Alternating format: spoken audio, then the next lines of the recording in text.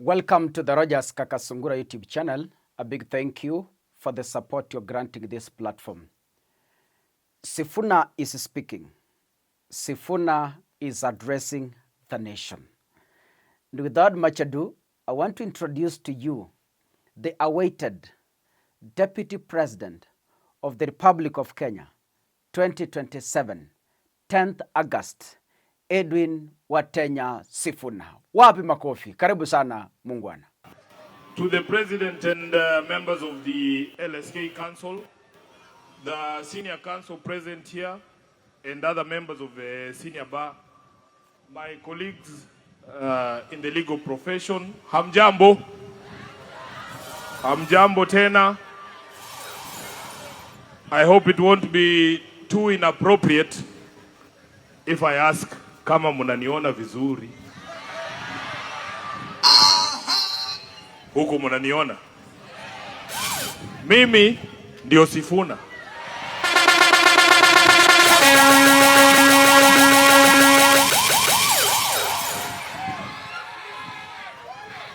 I managed to drag my wife to this event. My lovely wife, Didi, is here. And the condition was that I was not going to engage into or in any politics tonight, lakini kawaida mabibi lazima wadanganywe ndio wakuje.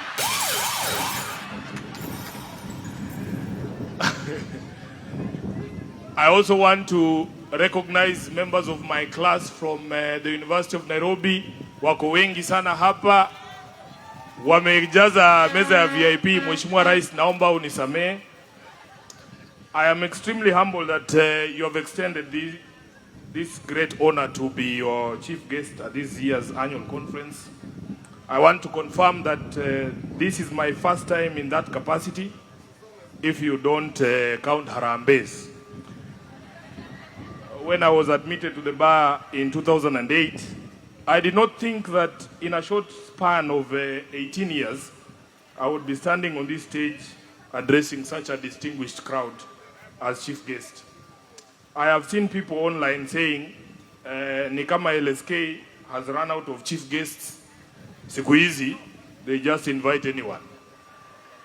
But the theme of this year's conference is business unusual. Legal practice in the era of AI. So, of course, you had to go and get an unusual person to be the chief guest. Sindio? Mujipigie makofi. I want to thank President Kanjama and your council for the great work you have put into this conference. I have had the opportunity to sit in some very interesting sessions in the time that I have been here. When the president of the East Africa Law Society, Ramadan Abubakar, made his presentation and disclosed that the ELS had been gifted a 10-acre piece of land, the person I was seated next to aliniambia tuchukue tu kama mtungi ya gas. I will not mention their name. President Abubakar also invited us to the AGM in Zanzibar in October. But of course, he knows Mama Suluhu and I are not the best of friends. And even he can't guarantee that I can safely attend that AGM. I enjoyed the presentation by Engineer Daniel Cherono from Kenya. I strongly agreed with him when he said that the future of infrastructure development needs lawyers and that infrastructure development must be undertaken within budget and, most importantly, whilst upholding the rule of law. The only problem I had with his presentation is that he limited what the role of lawyers should be, namely understanding infrastructure financing and reviewing FIDIC and PPP contracts. The good engineer should know that as lawyers, we aspire for more. Those who have followed my politics know my position is that development must be undertaken in a constitutional context. I have argued that roads and stadia are nice, but the constitutional values of human rights, democracy, freedom, rule of law, equality, and social justice are a higher priority. Everything must be done within the framework of those 6 values. Increasingly, as I move around the country, I hear Kenyans telling me that ours is a software problem and not a hardware problem. Now, Kenya has had 5 presidents. Kenyatta 1 was, what was Kenyatta 1? I don't quite recall, but I hear he did anthropology at the London School of Economics. Moi was a teacher, we all know that, sindio? Kibaki was an economist. Uhuru, I hear, studied political science and economics, although they just call him my sponsor these days. William is a botanist, which, for your information, is my favorite brand of gin. So, I am asking myself, if indeed what Kenyans are telling me is right, that we have a software problem, that we need to retrace our steps back to constitutionalism and the rule of law, that they want a government that respects human rights and human life, and that highways and stadia must be built at cost and in compliance with the rule of law, who better to give the job than a member of this noble profession? So, Engineer Cherono, we are sending you with a message to your fellow engineers. It's time for lawyers to be in charge of the country, not just reviewing FIDIC and PPP contracts. Ours is a software problem that only true believers in constitutionalism and the rule of law can fix. After that, we will call you to build the Mombasa Gate Bridge over that Likoni Channel. As I conclude, let me speak to the sub-theme of the conference, which is of particular interest to me as a political leader in this country, and especially as we approach the 2027 general election, the perennial question of electoral justice in Kenya. I was happy to see my friend, the IEBC chair, Erastus Ethekon, although he wouldn't allow any photos because, as you know, being seen with Sifuna has consequences. Those who have been foolish enough to shout Mimi ndio Sifuna have lost quite a bit. Just ask the senator for Vihiga, the Honorable Osotsi, who was removed as deputy party leader of ODM and as chair of the County Public Investments Committee in the Senate.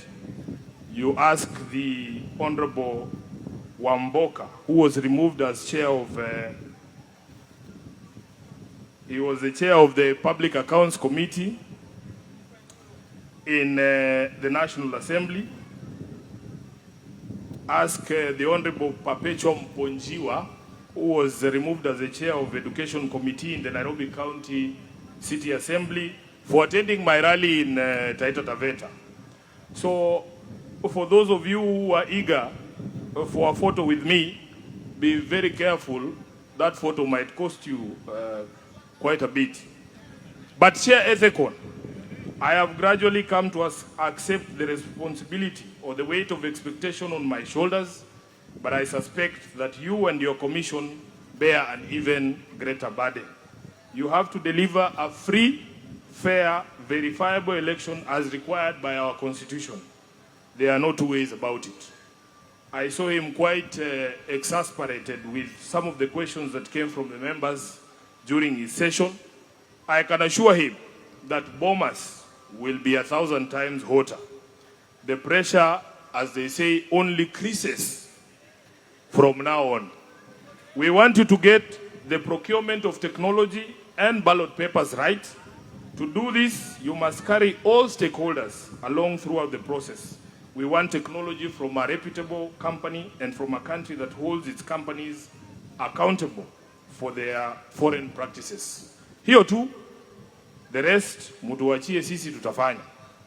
Kuingiza hawa mawakili box haitatushinda. After all, you all swore an oath to uphold and defend the Constitution, and a campaign that promises to pull the country back to our constitutional values should be the easiest to sell to a crowd like this. I appeal to all members of the LSK to help us on this one. We need your support, and I am asking for your support as the bar. This is your cause. I am hoping that you will come along with us. If all goes well, we will reconvene here next year, not for an annual conference, but for a state function.